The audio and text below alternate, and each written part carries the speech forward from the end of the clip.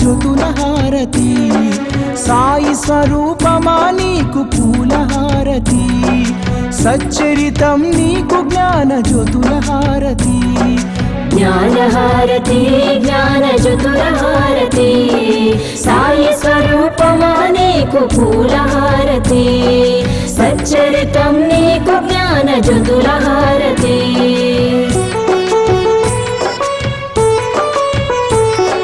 నిత్యం నీ లీలా పఠనంలో మేముంటాము, నీ మధుర వచనాలతో మైమరచిపోతాము, నీ తోడుగా భక్తి ప్రేమలను పెంచుకున్నాము. పాలో వెలిగిన జ్ఞాన జ్యోతులతో హారతి, జ్ఞానహారతి జ్ఞానజ్యోతులహారతి, సాయి స్వరూపమా నీకు పూలహారతి, సచ్చరితం నీకు జ్ఞానజ్యోతులహారతి.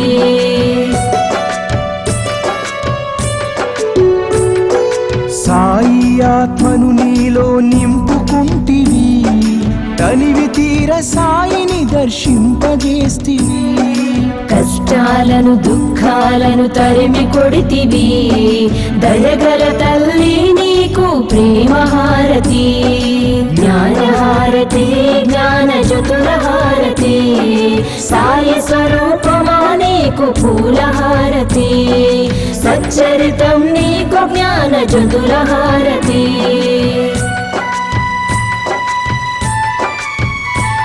మా కర్మలన్నీ తొలగించి కరుణించినావమ్మ, శాంతి సౌఖ్యాలను అందించినావమ్మ, జీవన నావను దరి చేర్చిన నీకు కర్పూర హారతితో నీరాజనం. జ్ఞానహారతి జ్ఞానజ్యోతులహారతి, సాయి స్వరూపమా నీకు పూలహారతి, సచ్చరితం నీకు జ్ఞానజ్యోతులహారతి. జ్ఞానహారతి జ్ఞానజ్యోతులహారతి. ముందుగా వరాల సాయి మందిరానికి వచ్చినటువంటి సాయి భక్తులందరికీ కూడా నమస్కారంతో ఈరోజు ఒక అద్భుతమైనటువంటి రహస్యాన్ని మనము తెలుసుకుంటున్నాము. సాయిబాబా గారు గురుతత్వ రహస్యం గురించి వారు చెప్పటం, ఆ రహస్యాన్ని కనుక మనము గమనిస్తే సాయిబాబా గారు మన చేతికి తాళం ఇస్తారు ఆ మార్గంలో నడిచేందుకు. తద్వారా మనము పారమార్థం అంటే స్వామివారిని మనం పొందవచ్చు అనేటువంటి విషయం గ్రహించవచ్చు. అలాంటి అద్భుతమైనటువంటి రహస్యం బాబాగారు సచ్చరిత్రలో చెప్పినటువంటి విషయాన్ని ఇప్పుడు మనం తెలుసుకుంటున్నాం. ఈ కథ సాయిబాబా గారు స్వయంగా చెప్పినటువంటి కథ. ఇది మీరందరూ కూడా గమనించవలసినటువంటి విషయం. ఎందుకంటే బాబా గారు స్వయంగా చెప్పారు, ఈ ఒక్క కథను మీరు కనుక దీన్ని జాగ్రత్తగా మనసుకు పట్టించుకుంటే మీ జీవితము కలకండవలే తెయ్యగా ఉండి సుఖంగా ఉంటారని సాక్షాత్తు ఆ పరమాత్మ సాయి చెప్పినటువంటి అద్భుతమైనటువంటి కథ ఇది. కాబట్టి సాయి భక్తులందరూ కూడా దీన్ని మనసుకు పట్టించుకోవాలని, మీరందరూ కూడా సుఖంగా ఉండాలని కోరుకుంటూ చెప్తున్నాను. సాటే అనే ఒక అతను ఉండేవారు. అతను నిజంగా పలుకుబడివాడు, ఆర్థికంగా కూడా బాగా ఉన్నటువంటి వ్యక్తి. మరి అన్ని రోజులు ఒకలా ఉండవు కదండి. అలాగే సాటే విషయంలో కూడా అలాగే జరిగింది. అలాంటి పలుకుబడి ఉన్నటువంటి వ్యక్తికి కొన్ని సమస్యలు ఎదురయ్యాయి, కష్టాలు వచ్చాయి. చికాకుతో అతను మనోవ్యాధి గురయ్యాడు. ఏం చేయాలి దీనికి అని. మరి అలాంటి సమయంలోనే సమర్థ సద్గురు సాయిబాబా గారు ఒక స్నేహితుడి ద్వారా అతనికి ఒక సలహా ఇవ్వటం జరిగింది. సాటే ఆ స్నేహితుడిని అడిగాడు, ఈ విధంగా నేను చికాకు ఉన్నాను, ఏం చేయాలని. మరి ఆ స్నేహితుడు చెప్పాడు, నువ్వు వెళ్ళి షిరిడీకి వెళ్ళి బాబాను దర్శించుకో, నీకు ఉన్నటువంటి ఆ చికాకు అన్నీ కూడా తొలగిపోతుందని చెప్పడం జరిగింది ఆ స్నేహితుడు. స్నేహితుడి సలహా పైన సాటే షిరిడీకి వచ్చాడు. బాబాని దర్శించుకున్నాడు. బాబాకి సాష్టాంగ నమస్కారం చేసుకుని ఎంతో మనశ్శాంతి పొందేట. మొట్టమొదటిసారి బాబాను చూడగానే అద్భుతమైనటువంటి ఆ దర్శనం చూసి ఆనందం చెందాడు సాటే. మనసుకి శాంతి అనిపించింట. మరి అక్కడే ఆయనకి ఒక మంచి సంకల్పం కూడా కలిగింది సాటేకి. గురుచరిత్ర చదువుదాము అని. గురుచరిత్రని ఒక వారం చదివి పూర్తి చేశాడు సాటే. అంటే మనం చూడండి, మంచి మంచి స్థానంలో వెళ్ళినప్పుడు మరి స్థాన బలం యొక్క ఎలా ఉంటుందనేటువంటి విషయం కూడా గ్రహించాలి. అక్కడ ఆయన గురుచరిత్ర చదువుకోవాలనే సంకల్పము బాబా కల్పించారు. కాబట్టి ఆయన ఆ గురుచరిత్రని 7 రోజుల్లో పారాయణం చేశాడు. సాటే ఆ గురుచరిత్రను చదివిన తర్వాత రాత్రి అతనికి స్వప్నం వచ్చింది.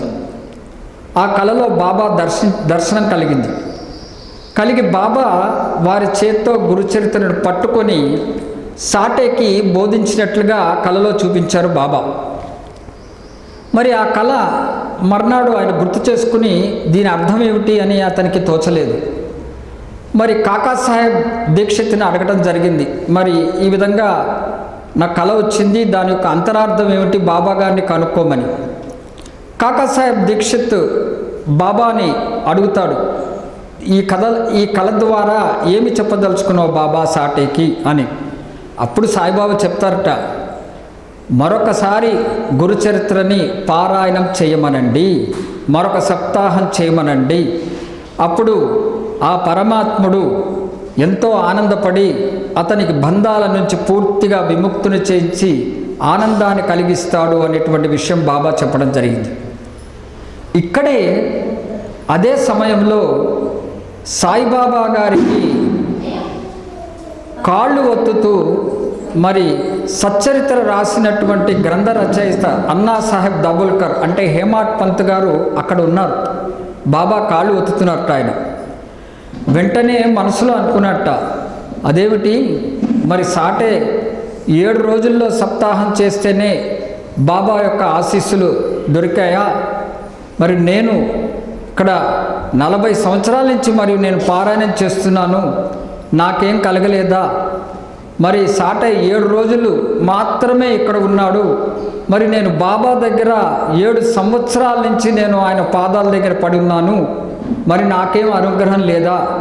7 రోజులకే ఆయనకి ఇంతటి ఫలం లభించిందా అని అతని మనసులో అనుకున్నాడు.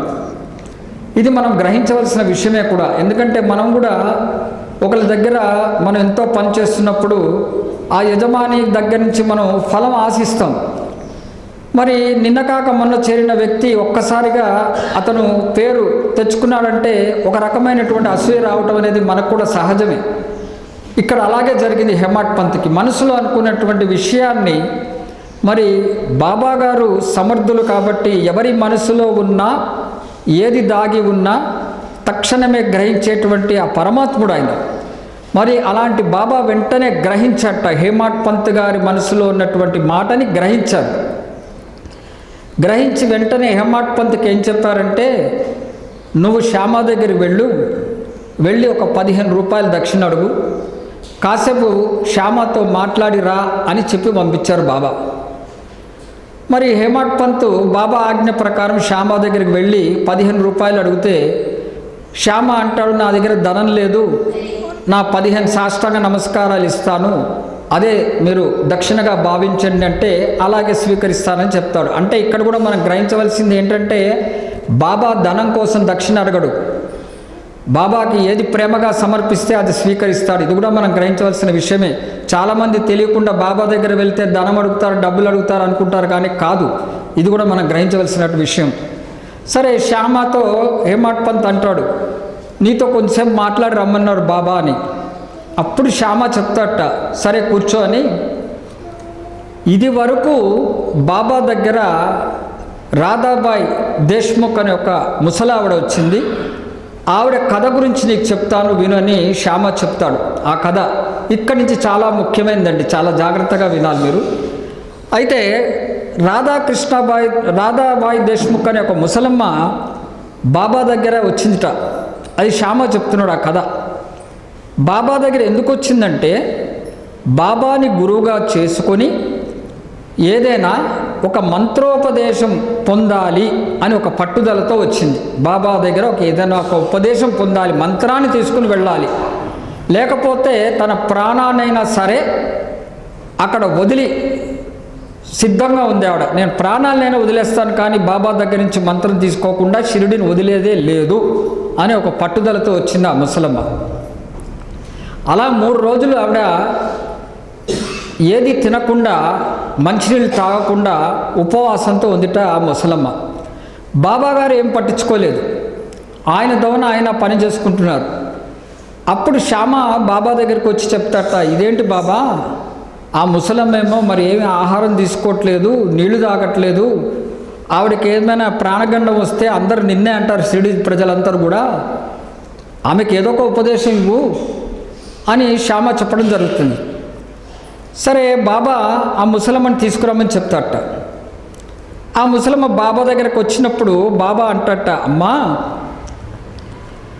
నేను కూడా నీలాగా మంత్రాన్ని తీసుకోవాలని మా గురువు దగ్గరికి వెళ్ళాను. చూడండి బాబా చెప్పినటువంటి అద్భుతమైనటువంటి విషయం. నేను కూడా మా గురువు దగ్గర మంత్రోపదేశాన్ని పొందాలని నేను వెళ్ళాను. మరి మా గురువుగారు నాకు ఎటువంటి మంత్రం ఇవ్వలేదు, ఆయన దోన ఆయన ఉండేవారు, వారి పని వారు చేసుకుంటూ ఉండేవారు. పైపెచ్చు నా తలని గొరిగించారని బాబా చెప్పారట. నేను మంత్రానికి పోతే నా తలను గొరిగించారు కానీ నాకు ఎటువంటి ఉపదేశం చేయలేదు, ఆయన దోన ఆయన పని చేసుకుంటున్నారు. తలను గొరిగించి నేను పని చేస్తూనే ఉన్నాను. 12 సంవత్సరాలు చేసేటండి బాబా వారి గురువు దగ్గర సేవ. 12 సంవత్సరాలు చేసుకున్నాను. వారి దోన వారు ఉన్నారు, కానీ నన్ను వారు 2 పైసలు ఇమ్మని చెప్పారు. 2 పైసలు నాకు అర్పించమని మా గురువుగారు చెప్పారని బాబా ముసలమ్మతో చెప్పారట. ఏమిటా 2 పైసలు? ధనం కాదండి. ఇందాక మనము చెప్పాము దక్షిణ అంటే 15 రూపాయలు తీసుకురాకంటే శ్యామ సాష్టాంగ నమస్కారాలు ఇచ్చినట్టుగా ఇక్కడ బాబా గురువుగారు 2 పైసలు అడిగారంటే ధనం కాదు. వారు అడిగినది అక్కడ ఉంది చూడండి, శ్రద్ధ సబూరి విగ్రహం పక్కన సాయిబాబా గారి గుడిలో వెళ్ళినప్పుడు మనం శంఖ చక్రాల్లాగా బాబాకి ఇరుప్రక్కల శ్రద్ధ సబూరి అనేవి ఉంటాయి. ఇది చాలా ముఖ్యమైనటువంటి రహస్యం. ఇది ఆ 2 సమర్పించుకోమని వారి గురువు బాబాని అడగడం జరిగిందిట. 2 పైసలంటే అవే, ఇవి 2 నాకు సమర్పించు అని. ఏమిటా శ్రద్ధ సబూరి? శ్రద్ధ అంటే పూర్తి నమ్మకం, బాబా మీద విశ్వాసము. మరి సబూరి అంటే ఏమిటి? సహనముతో వేచి ఉండటమే. బాబాతో మనము అగ్రిమెంట్ చేసుకుని బాబా నేను ఇలా చేస్తున్నాను, నాకు ఈ విధంగా చేయాలని కాదు, సహనంతో ఓర్పు ఉండాలనే విషయం గ్రహించాలి. బాబా మీద విశ్వాసం ఉంచి సహనముతో ఉండాలనేటువంటి ఆ శంకు చక్రాలు చూపిస్తున్నటువంటి విషయం. మరి అది కోరారట వారి గురువుగారు. సాయిబాబా గారు ఎప్పుడైతే వారి గురువు కోరినటువంటి ఆ 2 పైసలు శ్రద్ధా సబూరిని ఆయన సమర్పించుకున్నట్ట బాబా గారు. అతని గురువు మీద పూర్తిగా నమ్మకాన్ని విశ్వాసాన్ని ఉంచి వారి గురువునే నిరంతరము ధ్యానం చేస్తూ వారు చెప్పినట్లుగా చేస్తూ వారినే తదేక దృష్టితో మనసులో నింపుకున్నట్ట బాబా. అదే పూర్తి నమ్మకం విశ్వాసం, ఆ గురువు మీద పెట్టుకున్నటువంటి నమ్మకం విశ్వాసం. అలాగే చేస్తూ సహనముగా బాబా గారు ఓర్చుకొని ఉన్నారే తప్ప మా గురువు నాకేం మంత్రోపదేశం చేయలేదని ఆయన యూటర్న్ తీసుకుని వెళ్ళిపోలేదు అక్కడి నుంచి. అలా వారి గురువుకి సేవ చేసుకుంటూనే ఉన్నారట బాబా. కాబట్టి అలా బాబా గారు వారి గురువు చెప్పినట్టుగా ఆ శ్రద్ధా సబూరిని సమర్పించుకోవడం ద్వారా ఆ గురువు అప్పుడు బాబాని ఒక తల్లి తాబేలు పిల్ల తాబేలు ఏ విధంగా చూస్తుందో అలా చూసేటండి. అంటే ఇది సాక్షాత్ బాబా చెప్పినటువంటి కథ, గుర్తుపెట్టుకోండి. సాక్షాత్ బాబా గారు చెప్పినటువంటి అద్భుతమైనటువంటి కథ ఇది. తల్లి తాబేలు ఒక చోటు ఉంటే పిల్ల తాబేలు నదికి ఆవల ఉంటుంది. ఆ తల్లిని పిల్ల ఒకే ఒక దృష్టి, అనన్య దృష్టితో తల్లిని చూడటం జరిగితే యువతల వైపు ఉన్నటువంటి ఆ తల్లి తాబేలు కూడా పిల్లని అదే అనన్య దృష్టితో చూస్తుంటారు.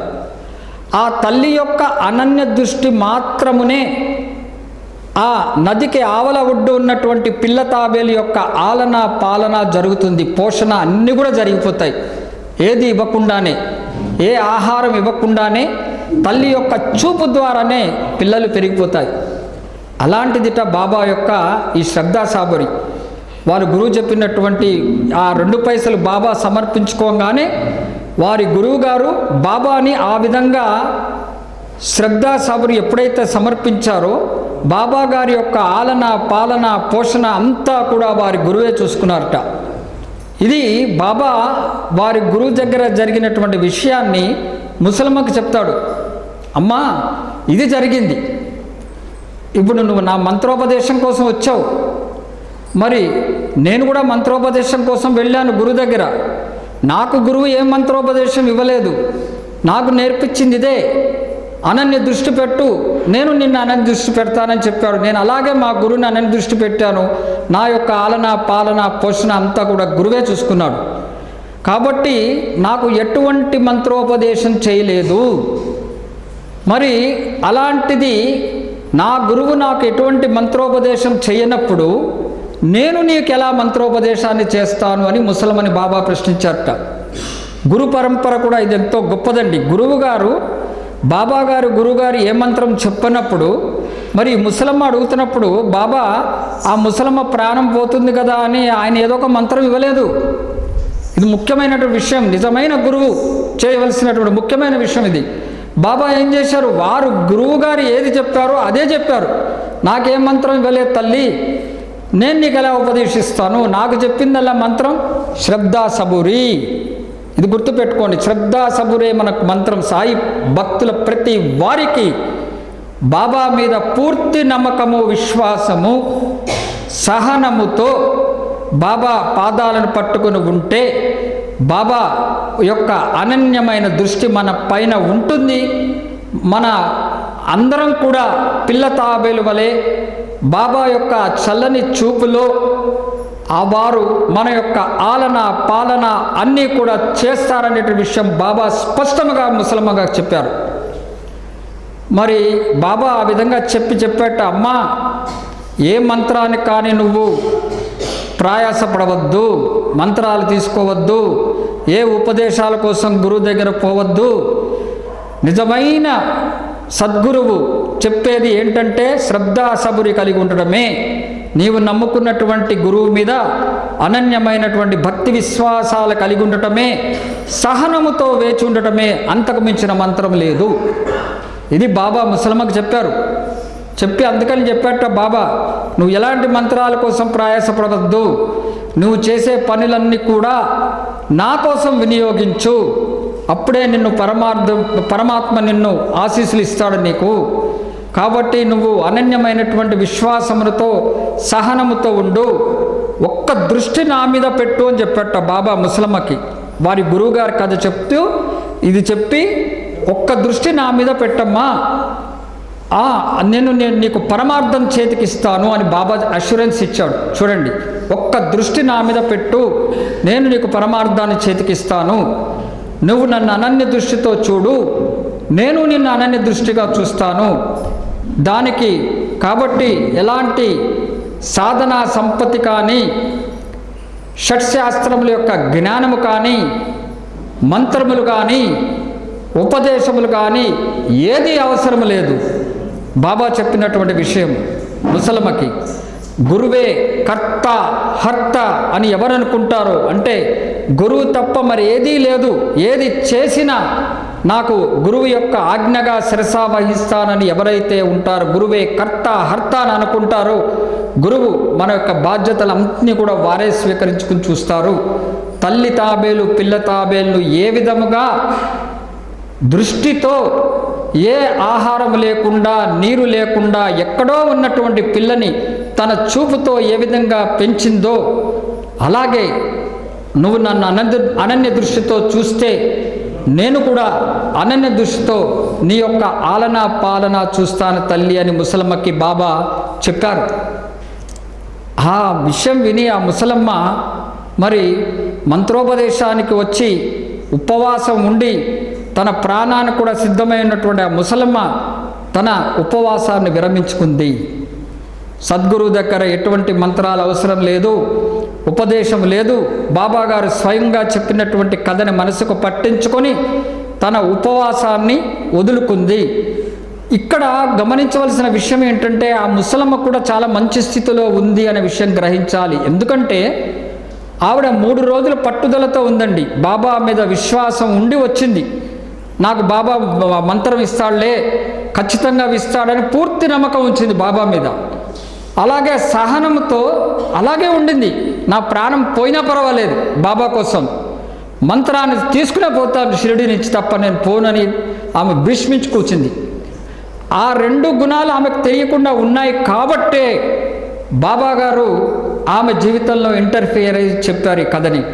తన యొక్క స్వయంగా జరిగినటువంటి ఆ గురు కథని చెప్పారు. బాబా ఇదమ్మా, కాబట్టి నువ్వు ఈ ఇది మనసుకు పట్టించుకో అని చెప్పినప్పుడు ఆమె ఆ స్థితిలో ఉంది కాబట్టే తన దీక్షను వదులుకొని బాబాకి నమస్కరించుకొని, బాబా దగ్గర మనం తీసుకోవాల్సింది మంత్రం కాదు, ఉపదేశం కాదు, కేవలము పూర్తి విశ్వాసం ఉంచాలి, సహనంతో వేచి ఉండాలి, అప్పుడే నా తండ్రి బాబా నన్ను చూసుకుంటాడని వెళ్ళిపోయింది ఆ తల్లి ముసలమ్మ. ఈ కథని శ్యామ మరి హేమాడ్ పంత్కు చెప్పారు. ఇందాక చెప్పాం కదా మనం, ఏదో మాట్లాడి రండి అంటే బాబా అప్పుడు శ్యామ ఈ కథను చెప్పాడు. ఇది జరిగిన విషయం అని ఒక కథను చెప్తాడు. హేమాడ్ పంత్కి సమయంగా ఆ సమయ సందర్భోచితంగా చెప్పినటువంటి కథ ఇది. హేమాడ్ పంత్ కూడా అలాగే అనుకున్నాడు కదండి. నేనేమో మరి సాటే 7 రోజులకే గురుచరిత్ర చదివితే బాబా గారు మరి పరమాత్ముడు ఆశీస్సులు ఇచ్చాడన్నాడు. మరి నేను 40 సంవత్సరాల నుంచి చదువుతున్నాను, ఆయన 7 రోజులే ఉన్నాడు, నేను 7 సంవత్సరాల నుంచి ఇక్కడ బాబా దగ్గర పడి ఉన్నాను, నాకేం రాలేదు కదా మనసులో అనుకున్నటువంటి ఆ భక్తుని యొక్క ఆ మనసులోని చంచలత్వాన్ని కూడా బాబా ఈ కథ ద్వారా శ్యామ ద్వారా చెప్పడం ద్వారా ఆ చంచలత్వం కూడా తొలగిపోయింది. అంటే బాబా వేసినటువంటి ఆ బాణము ముసలమ్మకి కనువిప్పు కలిగింది, అలాగే ఇక్కడ హేమాడ్ పంత్కి కనువిప్పు కలిగింది. ఇద్దరికి కూడా హేమాడ్ పంత్ కూడా అనుకున్నట్ట, నేను చాలా తప్పుగా భావించాను కాబట్టి నేను కూడా బాబా మీద శ్రద్ధ సబూరి కలిగి ఉండాలి, సహనంతో వేచి ఉంటే ఆ తండ్రి నన్ను చూసుకుంటాడని ఆనందపడ్డాట. శ్యామ తక్కువ మాట్లాడలేకపోతే శ్యామ ఏమైంది హేమాడ్ పంత్ని అడుగుతాడు. ఏమీ లేదు, చాలా ఆనందపడ్డ, మధ్యాహ్నం సమయం హారతి టైం అయింది అని ఇద్దరు కూడా మసీదుకి వెళ్ళడం జరుగుతుంది. బాబా దగ్గర వెళ్తే అక్కడ మసీదులో హారతి జరుగుతుంటుంది. మరి బాబా హేమాడ్ పంత్ని చూసి అంటట, వెళ్ళావా శ్యామ 15 రూపాయలు దక్షిణ అడిగావా? అడిగాను బాబా, దక్షిణ బదులు మనకు సాష్టాంగ నమస్కారాలు ఇచ్చాడు, శ్యామ ఇక్కడే ఉన్నాడు అడగండి అంటే, సరే శ్యామతో నువ్వేం మాట్లాడావు, ఏం చెప్పాడు అంటే, శ్యామ రాధాబాయి దేశ్ముఖ్ కథ చెప్పాడు బాబా, ముసలమ్మ కదా, చాలా నాకు ఎలా ఉంది నీకు అని బాబా అడుగుతాడట. చాలా అద్భుతంగా ఉంది బాబా అంటే, బాబా ఏదేది ఆ కథ చెప్పంటట. బాబాకు తెలుసా కదా, బాబా సమక్షంలో జరిగినటువంటి కథ అది, ఫ్లాష్ బ్యాక్ ఇప్పటిదాకా చెప్పింది కూడా. బాబాకు తెలిసినప్పటికి కూడా మళ్ళీ చెప్పించుకుంటట ఆ కథని. పైపచ్చి ఎలా చెప్పించుకుంటట, అక్కడ గంటలు ఆ హారతి సమయంలో చప్పుల్లో చెప్తుంటే మళ్ళీ చెప్పు అని మళ్ళీ 2వ సారి అడుగుతట బాబా. పైపచ్చు ఒక విద్యార్థి ఉపాధ్యాయుడికి ముందు చెప్తుంటే మనం ఇలా వంగుతాం కదండి, అని అలా చేస్తుంటా, అలా బాబా విన్నట్ట, ఏమి తెలియని వాళ్ళగా. అంటే దీని యొక్క ప్రాధాన్యత, కథ యొక్క గొప్పతనము, విశేషము మనం గ్రహించాలి ఎంత గొప్పది అనేది. అంత విన్న తర్వాత బాబా శ్యామతో హేమాడ్ పంత్తో అంటట, మరి నీ కథ నచ్చిందా? బాబా అద్భుతంగా ఉంది బాబా, నాలో ఉన్నటువంటి మనసులో ఉన్నటువంటి ఆ ప్రశ్నలన్నిటికీ నాకు ఈ ముసలమ్మ కథ జవాబు నాకు దొరికింది అని చెప్తాట మరి హేమాడ్ పంత్. అప్పుడే హారతి అయిపోగానే మరి అక్కడ ఆ కలకండ, బాబాకి నైవేద్యం చేసినటువంటి కలకండని ఒక భక్తుడు తెచ్చి బాబా చేతిలో పెట్టడం జరుగుతుంది. బాబా చేతిలో అరచేతిలో పెట్టుకుని అంతా మరి హేమాడ్ పంత్ చేతిలో బోర్లించి పెడతాట, పెట్టి అంటట, ఈ కథని నువ్వు మనసుకు పట్టించుకో, నీ జీవితము కలకండ వలె తీయగా ఉంటుంది, నువ్వు సుఖంగా ఉంటావు అని బాబా సాక్షాత్తు చెప్పినటువంటి మాటలు ఇవి సచ్చరిత్రలో మనకు ఉంటాయి. అంటే ఈ ఒక్క కథని సచ్చరిత్రలో మనకి ప్రత్యనారాయణ గారి పుస్తకంలో 18, 19 అధ్యాయాలు కలిసి ఉన్నటువంటి అధ్యాయం ఇది. ఈ సచ్చరిత్రలో 18, 19 కలిసి ఉన్నటువంటి అధ్యాయాన్ని కనుక మనము జాగ్రత్తగా చదివి మనసుకు పట్టించుకుంటే మన జీవితం కూడా కలకండ వలె తీయగా ఉంటుంది అని బాబా ఏదైతే చెప్పారో ప్రామాణికంగా తీసుకుని చెప్పబడినటువంటి కథ. కాబట్టి నిజమైన సద్గురు కోరేది ఏ భక్తుడినైనా బాబా చెప్పేది శ్రద్ధ సబూరియే. కాబట్టి సాయి భక్తులందరూ కూడా షిరిడీకి వెళ్ళినా లేదా ఇప్పుడు అనిల్ కుమార్ గారు ఇప్పుడు మన ఈ ఆలయం వరాల సాయి మందిరంకి వచ్చాం, రాగానే బాబా పక్కన శంకుచక్రాలుగా ఉన్నటువంటి శ్రద్ధా సాబురుని అందరూ కూడా ఫస్ట్ దర్శనం చేసుకుని నమస్కారం పెట్టుకోవాలి. నేను మనస్ఫూర్తిగా కోరుకుంటున్నాను. ఎందుకంటే బాబా శ్రద్ధా సాబురి నాకు కలిగించు బాబా, నీ మీద అనన్యమైనటువంటి విశ్వాసాన్ని కలిగించు బాబా, నాకు సహనాన్ని ఇవ్వు బాబా, నీ పాదాల చెంతే ఉంటాను బాబా, జీవితంలో ఎప్పుడూ నాకు ఇవి రెండు తోడ్పడి ఉండాలి బాబా, నీవు తప్ప నువ్వే కర్త హర్తవి అని నాకు ఎప్పుడు కూడా నన్ను ఆశ్రయించు బాబా, ఇవి రెండు నాకు ఈ శంకు చక్రాలను ప్రసాదించు బాబా అని వేడుకొని బాబా దర్శనం చేసుకోవాలి. షిరిడీకి వెళ్ళినా బాబా దేవాలయంకి వెళ్ళినా కూడా అప్పుడే మీ జీవితం కలకండా గ్యారంటీ. ఇది బాబా చెప్పినటువంటి కథ. సచ్చరిత్రలో 18, 19 అధ్యాయాల్లో చెప్పినటువంటి కథ ఇది. కాబట్టి సాయి దర్శనానికి వచ్చిన వాళ్ళందరూ కూడా మనం ఏం కోరుకోవాలంటే, మనకి మన ప్రాబ్లమ్స్ అవి ఎప్పుడూ ఉంటాయండి, ఎప్పుడు ఉన్నటువంటి విషయాలు. అంటే మన తండ్రిని కోరుకోవడం తప్పనట్లేదు. అన్నిటికంటే ముఖ్యమైనది కోరుకోవాల్సింది ఏమిటి అంటే, బాబా ఆ శంకు చక్రాలు ప్రసాదించు బాబా, నీ మీద నమ్మకం కలిగించు బాబా, విశ్వాసం కలిగించు బాబా. ఎట్టి పరిస్థితుల్లో నా జీవితంలో ఎన్ని సమస్యలు వచ్చినా కష్టం వచ్చినా నా మనసు చెదిరిపోకూడదు, నా మనసులో ఎల్లప్పుడూ నీవే ఉండాలి, విశ్వాసం ఎప్పుడు నీ మీదే ఉంచాలి, సహనంతో వేచి ఉంటాను బాబా, నువ్వు ఏది ఇస్తే నేను దాన్ని స్వీకరించేటట్టుగా సిద్ధంగా ఉండేటట్టు నాకు ఈ రెండు కలిగించు బాబా నా జీవితంలో అనేటువంటి బాబాను వేడుకోవాలి. బాబా ప్రసన్నులై తప్పకుండా ఆశీస్సులు ఇస్తారు. ఇప్పుడు ఏ విధంగా అయితే రాధాబాయి దేశ్ముఖ్ కనువిప్పు కలిగిందో, హేమాడ్ పంత్కి ఏ విధంగా కనువిప్పు కలిగిందో, గురుతత్వం యొక్క రహస్యమే శ్రద్ధా సబురి. ఈ శ్రద్ధా సబురి అనే రహస్యాన్ని కనుక మనం మనసుకు పట్టించుకుంటే సాయిబాబా గారు తాళం చెవిస్తారు ఆ మార్గంలో ప్రయాణం చేయటానికి. ఆ తాళం చెవి మనం కనుక ఓపెన్ చేసి లోపలికి వెళితే సాక్షాత్తు బాబా పాదాల దగ్గర కూర్చునే అర్హత పొందుతాం మనందరం కూడా. ఇది మనం గ్రహించవలసినటువంటి గొప్ప అద్భుతమైనటువంటి సచ్చరిత్రలో ఉన్నటువంటి సాయిబాబా గారు స్వయంగా చెప్పినటువంటి కథ ఇది. 18, 19వ అధ్యాయములు ఇందు సచ్చరిత్రలో ఉన్నటువంటి విషయం ఇది. కాబట్టి అందరూ కూడా బాబా భక్తులందరూ కూడా మనం మంత్రం కోసం ప్రయాసపడవద్దు, ఉపదేశాల కోసం ప్రయాసపడవద్దు. అక్కడ ఎవరో ఒకరు వచ్చారు, వాళ్ళ దగ్గర పరిగెత్తుకుని వెళ్ళిపోయి ఆయన ఏదైనా చెప్తారా? మన మెయిన్ ఛానల్ సద్గురు, అందరికంటే పెద్ద ఛానల్ ఇక్కడ రెడీగా కూర్చుని ఉన్నారు సద్బాబా. మీరు నన్ను అడగండి, ఏదైనా ఇవ్వటానికి, జరీషాలు ఇవ్వటానికి రెడీగా ఉన్నానని బాబా చెప్పినటువంటి విషయం అది. మనము అది మర్చిపోయి మనము దుప్పట్ల కోసము, గొంగలి చిరిగినటువంటి చింకి గుడ్డల కోసం అక్కడ ఇక్కడ వెళ్ళే అవసరమే లేదు.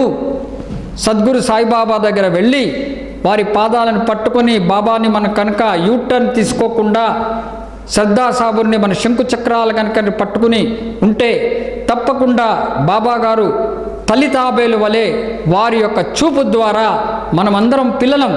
మన పిల్ల తాబేలను వాళ్ళ అనన్య దృష్టితో చూడటం ద్వారా మనం ఎప్పుడైతే బాబాను అనన్య దృష్టితో చూస్తామో బాబా కూడా మన వైపు అనన్య దృష్టిగా చూడటం వలన మన యొక్క ఆలన, పాలన, పోషణ అన్నీ జరిగిపోతాయి. ఇది బాబా చెప్పినటువంటి అద్భుతమైనటువంటి విషయము. కాబట్టి మీ అందరికీ, బాబా భక్తులందరికీ మనస్ఫూర్తిగా కోరుకుంటున్నాను, సాయిబాబా గారి దగ్గర దర్శనం చేసుకునేటప్పుడు ఆ శ్రద్ధా సాబరికి నమస్కారం పెట్టుకోండి. ప్రతిరోజు ఇప్పటి నుంచి వచ్చినప్పుడు శ్రద్ధా సాబరికి నమస్కారం పెట్టుకుని, బాబాకి నమస్కారం పెట్టుకుని, బాబా ఇవి నాకు ప్రసాదించు తండ్రి అని కోరుకోండి. తర్వాత మీ జీవితం ఎలా ఉంటుందో మీరే గమనించండి.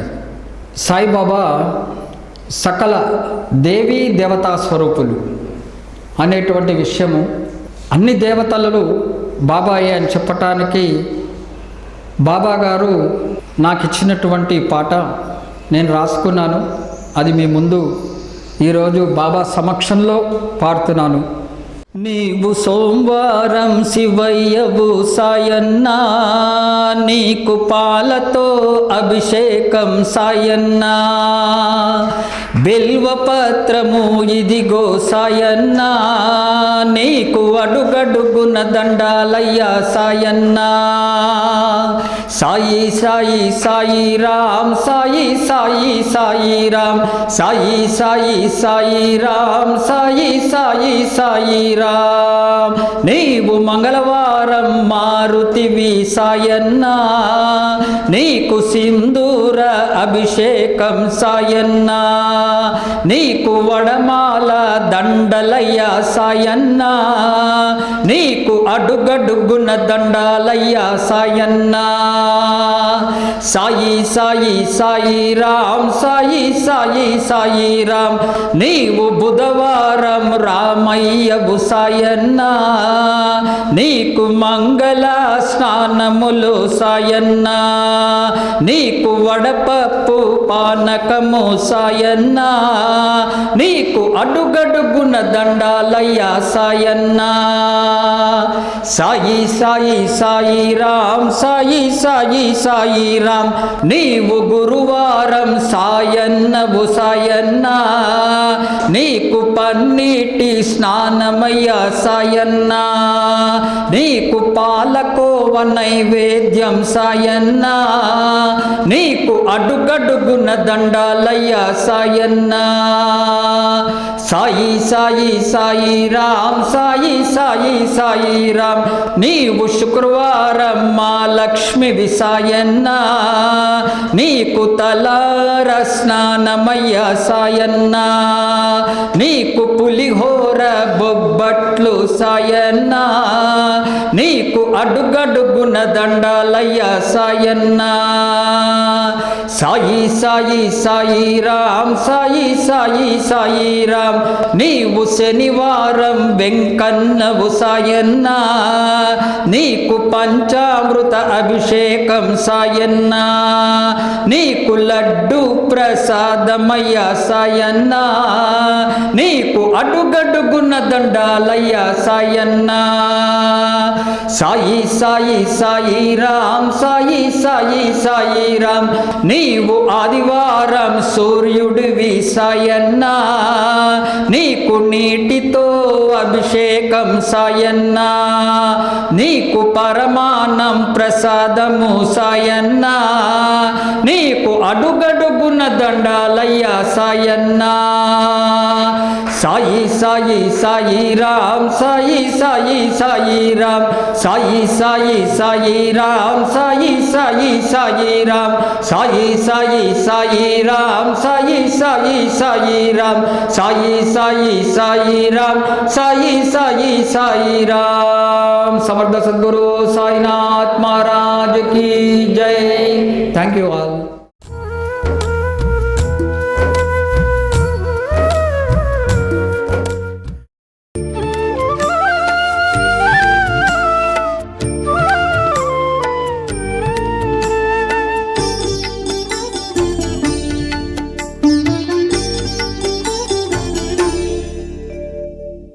సాయీశుడు స్వయముగా తాను సరుకులన్నీ తెచ్చుకొని వంట కూడా తానే చేస్తూ ఉడికిందో లేదోనని వేడి వేడి డేకిసాలో చేయి పెట్టి కలిపి మరి అంతుబట్టని రుచులతో కుమకుమలాడే మసీదు.